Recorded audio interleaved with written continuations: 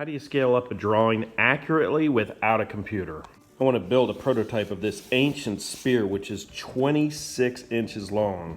The actual spearhead is about 4,000 to 5,000 years old. To give you an idea how big this spearhead is, this is 24 inches, so it'd be 2 inches longer than this.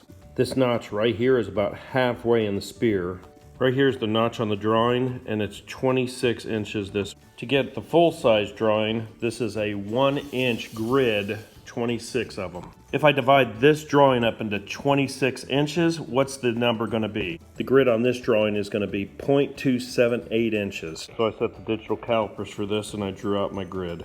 Ultimately, I'd like to build this prototype and cast it out of bronze. And I'm going to guess that it's going to be about 7 pounds of brass. This drawing shows front, back, and side. Use this grid as a reference and draw it on this bigger grid so I can keep track of it. If I take the grid on 14, I can just transfer all these. On 13, that's where that big notch. Grid 11, that's where that big notch. Grid 8 rides right along that 1 inch. At the top of the third grid, it's almost halfway on this inch mark. Spear tapers off at about 14 on the nice arc here, and then this is a little sharper with some dings in it.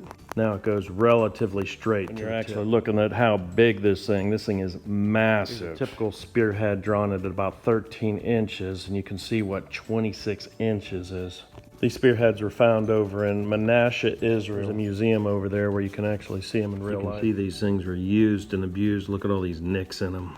I'd love to get some actual 3D scans of this, but until then, this will get me in the ballpark. Then I can cast them up, toss them around the yard. Imagine throwing a 7-pound spearhead. You'd need a pretty strong guy to wield that one.